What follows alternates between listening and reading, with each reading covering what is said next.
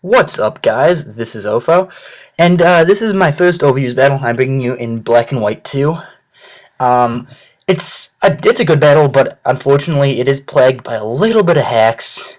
Sorry about that. It is against Dragonking00, who I found on the Wi-Fi battle finder, and despite the hacks, it was a pretty good game, so I'm gonna post it. But this is a OU team I've been using quite a lot lately.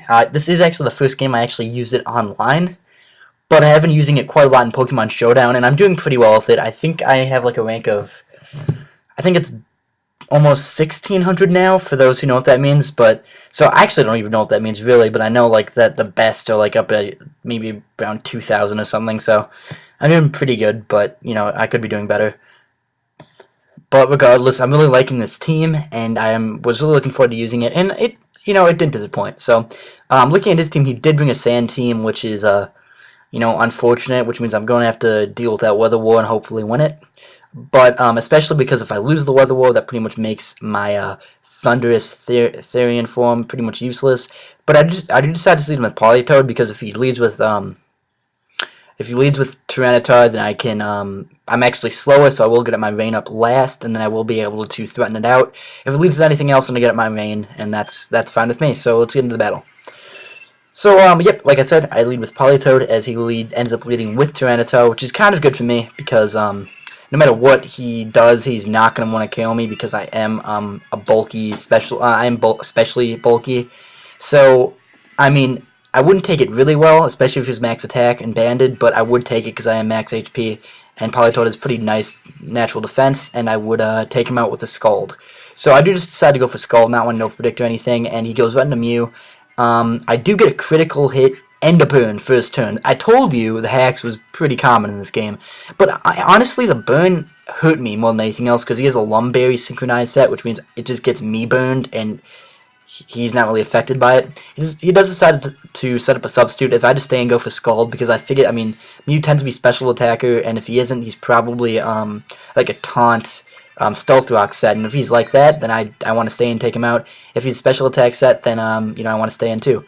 But here he actually reveals he does have Psyshock, which is going to do more than like a regular special attack because it does hit my defensive end. But I still take it pretty well because I am bulky, and I do take out that Mew.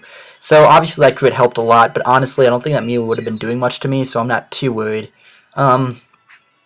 So unfortunately, because of the burn damage, he is going to be able to go into T-Tar here. Now, I know that he's probably going to Pursuit Trap me, but I figured that if I went for Protect first to scout for that I would have a less of a chance after burn damage and sand damage to actually survive it. So I decided to switch out this turn and hopefully survive it. Unfortunately, I don't.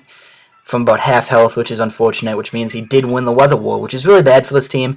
Now, this team does function without rain, and that is really the main function of Infernape on this team. This is actually expert belted Infernape, so I do just try to bluff the Scarf, and then if they go into something to resist the close combat, I can just go for Flare Blitz and F them up. And it's mainly for Sun teams. If they get up the Sun, then I can wreak havoc with my Flare Blitz. But he brings in my Milotic. It looks like my close combat's doing just under half, and so I'm not comfortable staying in. So I do switch up into my Ferrothorn, absorb the Toxic, and then next turn he goes for Scald.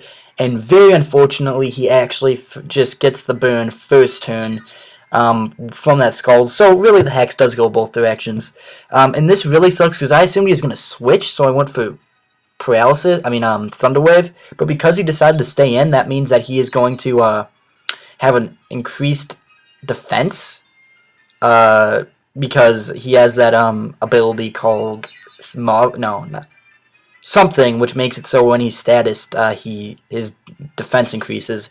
So that really sucks. Now that Milotic's going to be that much harder to take out. But I think this turn, after missing a Power Whip as he went for Recover, I do just go for Leech Seed, because I know he's probably going to switch out, and even if he doesn't, I prefer Leech Seed than, maybe a quarter with Power Whip, maybe a little bit more than that. I'd actually might estimate a little bit more than half, more than a quarter, because while I am burned, that is stab, super effective, and I don't have any physical attack investment, but I do have Ferrothorn does have actually unexpectedly high natural attack. So he goes into his Heatran though, which pretty much completely walls me. He sets up the rocks though as I go into my Infernape, and I figure that there's really no reason for me not to, because I can absorb whatever he wants to go for and then get Leech Seed recovery back.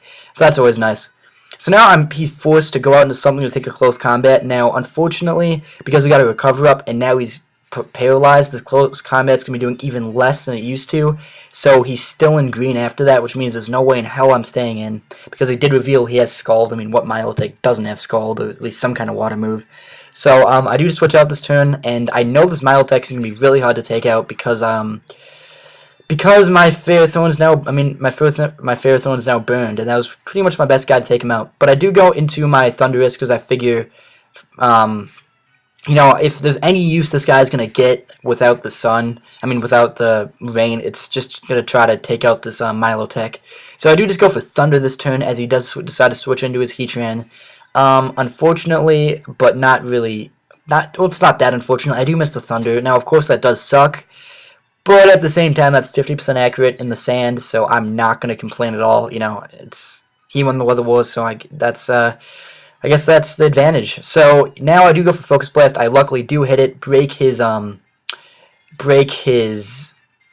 balloon, so I can take this guy out with my Mamoswine, and it doesn't take him out, which reveals that he's probably specially bulky. Now I live with 3 HP, but unfortunately the sand goes before the leftovers, which means I'm going to be dying. So here I do decide to go into my Infernape, or my Simisear. Sorry, I couldn't think of a good name. Forgive me. And just go for close combat. I figured that he honestly has nothing on his team that wants to take close combat, and that's why I know this Infernape is going to be really valuable to my team. And if I lose this guy prematurely, I'm pretty much screwed, so I really need to keep this guy around. So with that in mind, this coming turn is arguably the most important of the game. So as you can see, he goes into his Milotic, who's just under half health and paralyzed. So I know that if I do decide to switch, predicting the obvious Scald, then he could likely just rest, recover up, gain all of his health back, and there's probably no other way I'm going to take this guy out, because I have really no better options, because my Mamoswine is weak to it, and my Ferrothorn can't really do anything to it, and my Infernape's weak to it. So what I kind of have to hope for is just to stay in, go for a close combat, and either hope for a crit or for him to get fully paralyzed. And then if he doesn't get fully paralyzed, then I just kind of have to hope that he doesn't go for a Scald. Because like I said, if I do lose this Infernape, that's really bad, because this Infernape is probably the most important member of my team right here. So this coming turn is really important. But as you can see, I don't get a crit, so that's out of the question, but he does get fully paralyzed. So that is another some of the hacks that came into play this game. Of course, that is a 25% chance, and I was hoping that he might not even try to take me out this coming turn, because obviously if he, even if he does, that's fine with me, because then I can just go into my Mamoswine and revenge kill it, and obviously I'll miss my Infernape, but at least that Milotic will be dead. So that's kind of why I did that, and it did pay off. So now he does go into his, Hitmon top, and I know at this point I'm at such a low defense he would be able to take me out with one fake out, because I did notice that he didn't have that Intimidate, which means he is definitely a tech top, and he's gonna go for either a fake out or a Mach Punch this coming turn. So I go into my Gyarados hoping he goes for a Mach Punch, but he does make the good play, go for that fake out. He then proceeds to go for a Mach Punch before I can just Waterfall and take out that Hitmon top. Now, this turn, I do get a critical hit. I don't know if it actually mattered, because that isn't a defensive Hitmontop, obviously, but at the same time, I am unboosted, I am Jolly, and while it is Stab, it's not super effective, so that might have mattered, but who knows. So he does go into his Scissor, and he does just finish me off with a Bullet Punch. Now, that crit would have helped him, would have helped me a little bit. Well, rather, not getting that crit would have helped him a little bit, because, then I would have had the switch. He would have had the switch advantage instead of me. But whatever. I don't think it really was game changing to that extent. So I do just go on my Fernape, and this turn I do make a questionable play. I'm not really sure. I do just go for that Flare Blitz because I didn't want to risk him surviving in close combat, which he might have, especially because I am not Life Orbed or Banded. I am Expert Belted. So I did just want to play it safe, go for that Flare Blitz, because if he did survive, that a close combat, especially with the amount that he could survive an ice shard, then I would have lost because he could have taken on my other two Pokemon with my Mamoswine with a Bullet Punch. But now he brings his last Pokemon, which is his Tietar. I bring in my Mamoswine, and I'm able to 1-hit KO him with that Earthquake because I am Life Orbed. But yeah, that is actually going to be the game. So, I mean, as I said, there was some hacks in there. That's undeniable, and it probably overall benefited me. I mean, I'm going to be honest here, it probably did.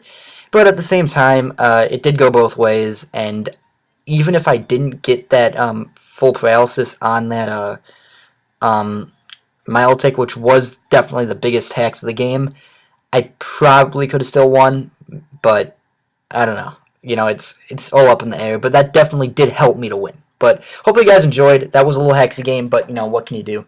And I guess that's it. Hope you guys enjoyed my first overused battle, and see you next time.